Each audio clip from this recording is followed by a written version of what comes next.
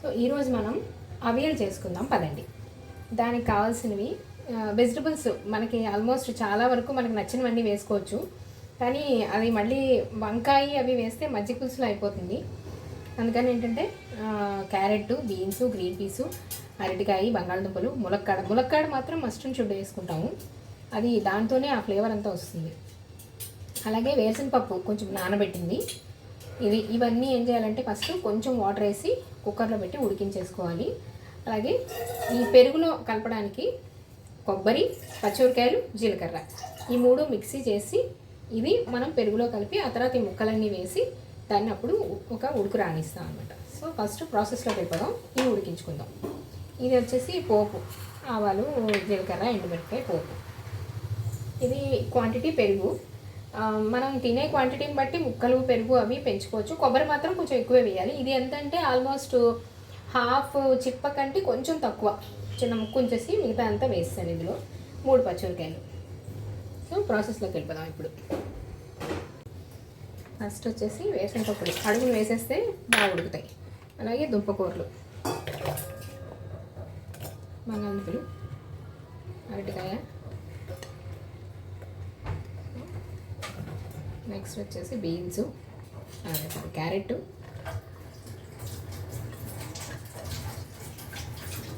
ఆ తర్వాత బీన్స్, ములక్కాడలు, గ్రీన్ పీస్ ఇవన్నీ వేసి కొంచెం మరీ మునిగేలా కాకుండా కొంచెం నీళ్ళు పోసి కుక్కర్లో పెట్టేసుకుందాం. సో ఈ గిన్నెలో వేసాను మొత్తం అన్నీ. అడుగున కొంచెం ఒక గ్లాసు వాటర్ వేసాను అంతే, ఎక్కువ వేయకూడదు, మళ్ళీ వాటర్ వచ్చేస్తుంది నుంచి. ఇది కుక్కర్లో పెట్టి గిన్నె మనం ఉడికించుకుందాము.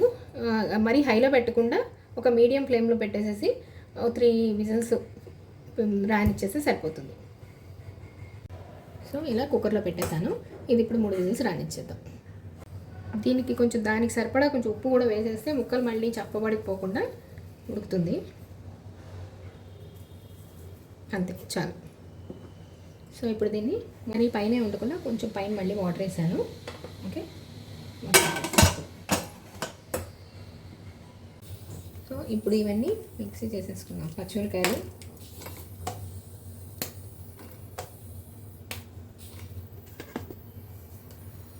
కొబ్బరి ముక్కలు, అలాగే జీలకర్ర.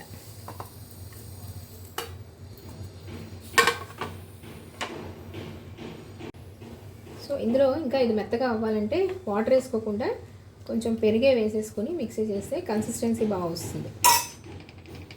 మళ్ళీ మిక్సీ చేద్దాం.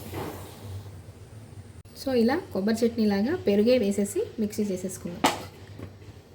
ఇది రెడీ. ఇప్పుడు ముక్కలు ఓపెన్ చేసి చూద్దాం. అన్నీ అప్పుడు కలిపేయడమే. అందులో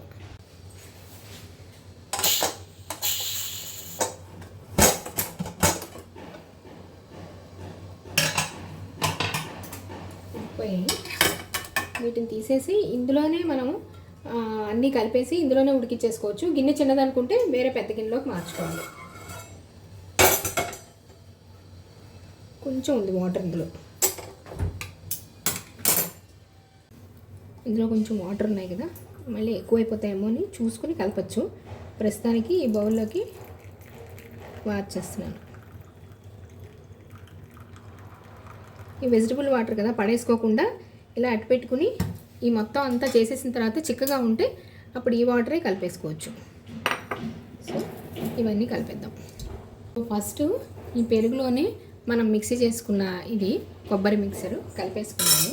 కలిపేసి అప్పుడు మొత్తం ఆ ముక్కల్లో కలుపుదాం.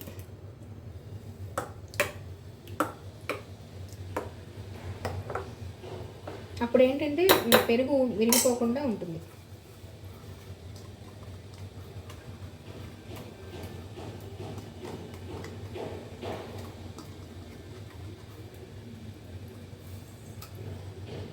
నేను కొంచెం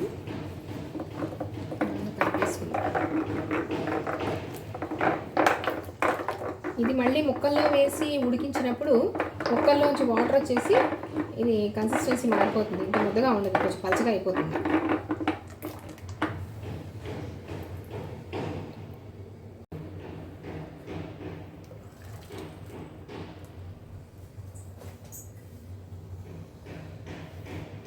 సో ఇప్పుడు స్టవ్ వెలిగిద్దాం. ఇది కొంచెం ఉడకాలి. జాగ్రత్తగా ముక్కలవి చిరిగిపోకుండా జాగ్రత్తగా కలపాలి ఇలా మధ్యలో.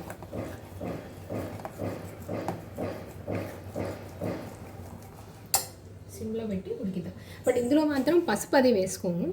పసుపు అది వేస్తే రంగు మారిపోతుంది, మజ్జిగ పులుసు కలర్ వచ్చేస్తుంది. ఇది ఇంతే, ఇలాగే ఉడికించి.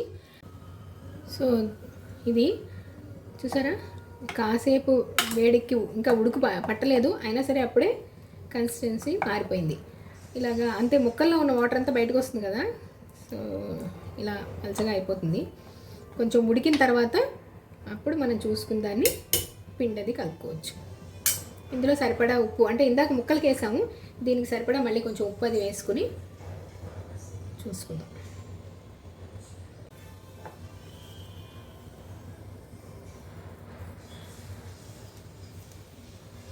ఇప్పుడు ఉప్పు మాత్రం చాలా జాగ్రత్తగా వేస్తున్నాం. అందరూ ఉప్పు తగ్గించండి అంటున్నారు కాబట్టి కావాలంటే మళ్ళీ వేసుకోవచ్చు తప్ప ఎక్కువ వేసేస్తే దాంట్లోంచి తీయలేం కదా. సో సిమ్లో పెట్టి కొంచెంసేపు దీన్ని ఉడికిద్దాం.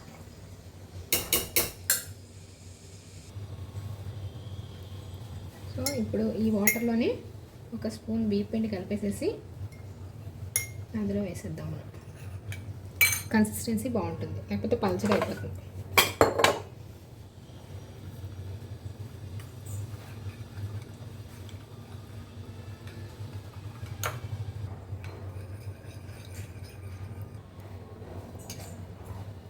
చూసారు కదా ఎంత పలచగా అయిపోయింది అది. సో అందుకని ఇప్పుడు ఈ బియ్యం పిండి కలిపిన వాటర్ ఇందులో పోసేద్దాం.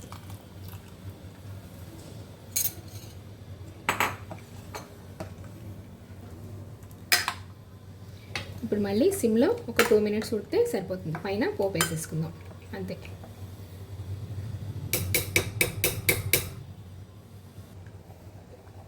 సో ఉడుకుతోంది ఇలాగా, ఇంక దించేస్తాను. ఇది ఆపేస్తే పైన పోపు వేసుకోవడమే. చల్లారిన తర్వాత కొంచెం కన్సిస్టెన్సీ దగ్గర పడుతుంది.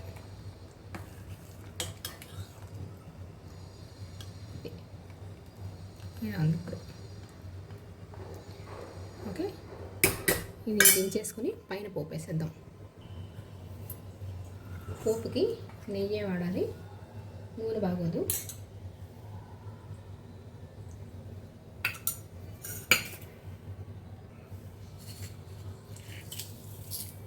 ఆవాలు, జీలకర్ర, ఒక ఎండుమిరపకాయ,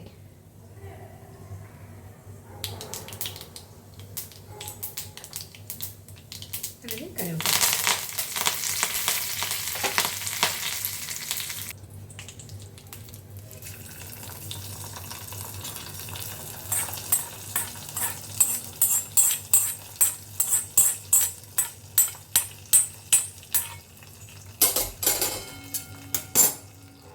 అవియల్ రెడీ.